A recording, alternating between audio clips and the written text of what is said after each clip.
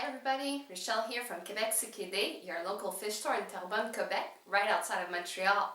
Today we will be looking at the water parameters that you need to have in your aquarium.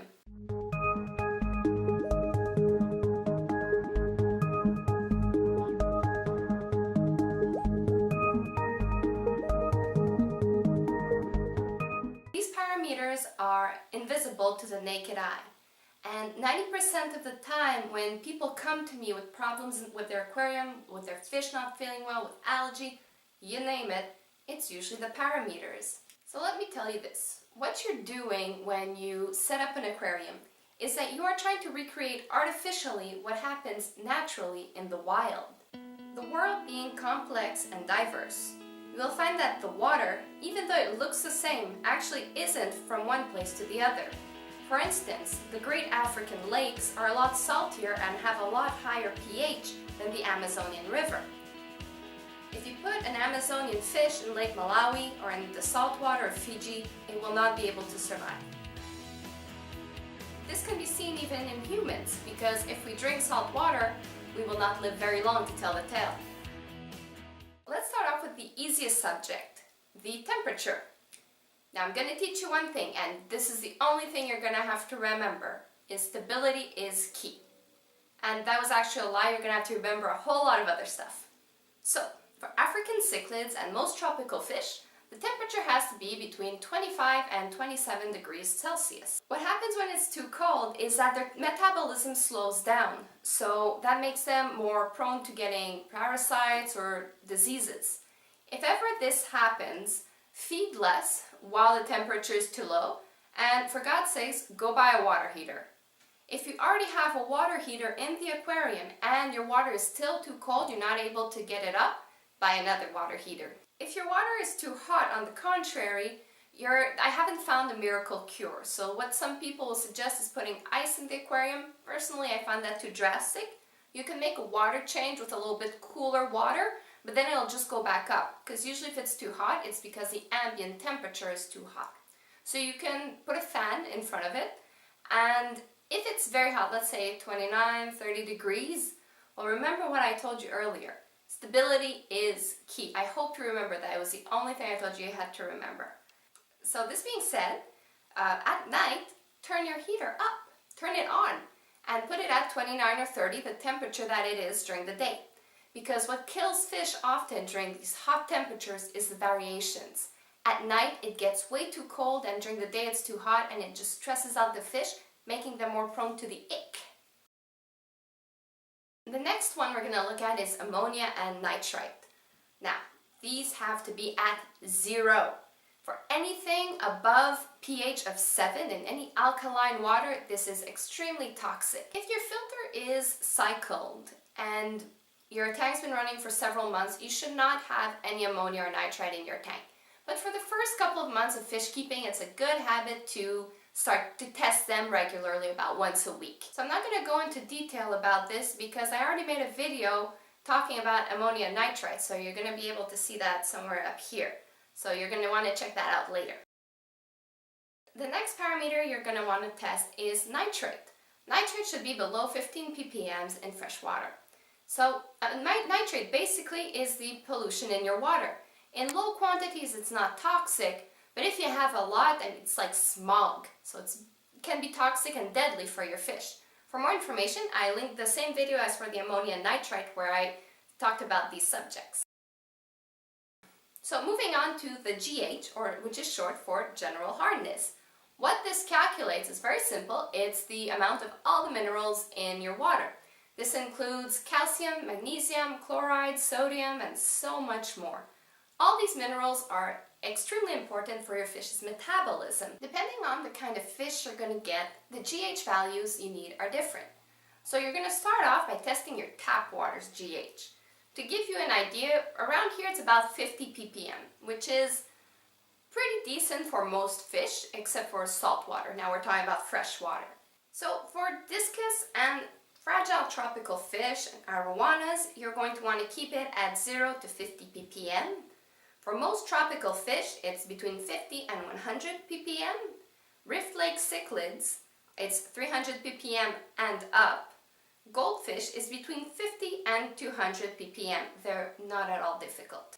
To raise your GH is very simple. You're going to have to use aquarium salt. And I'm not talking about aquarium salt, the just regular sodium chloride salt. What your fish need is the whole shebang, all the minerals I mentioned earlier. What I use for cichlids are cichlid salt, and for goldfish, for example, you can use gold salt from CICHLIDS. There are many products on the market. Go to your local fish store and ask which one is better for your aquarium. To make sure your GH is low enough for discus, arowanas, and fragile tropical fish, at first what you're going to have to do is test your tap water. If your tap water comes out over 50 ppm, you're going to have to use RODI water, a machine that you can install in your house, and it takes out all the minerals in the water and brings out just pure H2O, which is the ideal for these fish. This parameter is measured in ppms and has a very specific use. What it does is it buffers your water, making it easier to maintain a high pH. So basically what it does is it absorbs, I'm using this term very loosely here, it absorbs the acidity.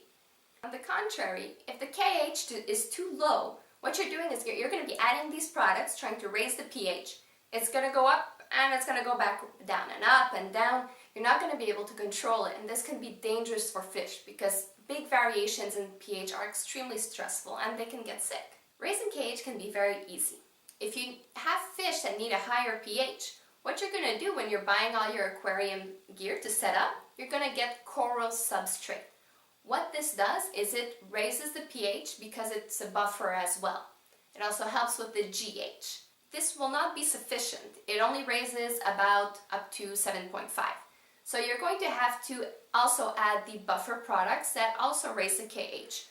Whichever is available to you, it's usually written on the bottle. So for discus and fragile tropicals, you're going to keep your KH at 0 to 40 ppm. For most tropical fish, 40 to 80 ppm. Rift Lake cichlids are 120 to 240 ppm, and goldfish are 120 to 180 ppm. Now we're up to the pH. I'm not going to get into detail about what it is, all the science behind it. I'm going to tell you what you need to know. pH varies from 0 to 14, 7 being the middle, the neutral pH. Anything below 7 is considered acidic, and above 7 is alkaline. So depending on where your fish come from in the world, the pH over there is different. It has a different value. So what you're going to want to do is adjust your water to that pH. If you have African cichlids, you're going to want to use coral substrate. If you don't use this substrate, you will not be able to raise it above 7.5 ppm. I'm practically guaranteeing it. What happens also, let's say here in Terre Bonne, sometimes the water, it comes out at 8.2. But since the KH, the parameter we saw earlier, is very low, if I just put it in the water with no coral substrate, no buffer, it's going to go down over the week up to about 7.2, 7.3. So you go up from 8.2, 7.3, then I'm going to add some buffer, 8.2. It's so dangerous for your fish. Don't do this. If you see pH 8.2, you better be testing that KH as well. If you want to lower your pH, what you can do is either use pH down products, or you can also add peat moss to your filter, but this might get your water a little bit yellow, but it works pretty well. Big variations in pH can be very difficult for your fish and might even lead to health issues later on. So make sure that you get the appropriate substrate and products for your aquarium. So for discus, you're going to want to keep the pH between 6.2 and 6.9. And this being said, it has to be stable between 6.2 and 6.9. So if it's always at 6.5, you leave it at 6.5. Most tropicals and American cichlids can go from pH 6 to 7, but it depends on the fish. So you're going to have to inform yourself when you buy the fish, when you're shopping for your fish, inform yourself what pH that one lives in. Rift Lake cichlids is 8.2.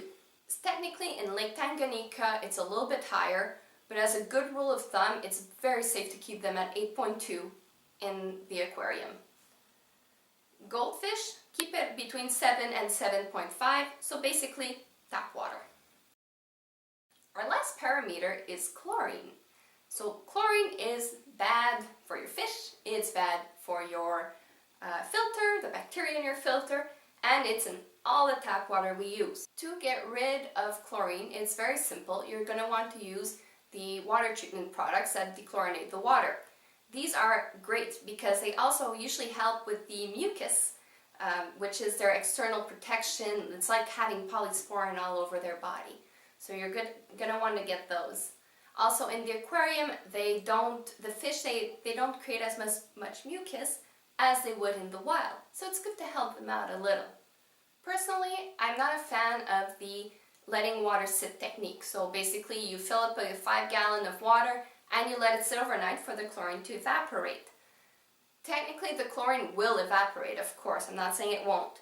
But what it does is it opens up your water to a bunch of dust and contaminants that you'll be later on adding to your tank.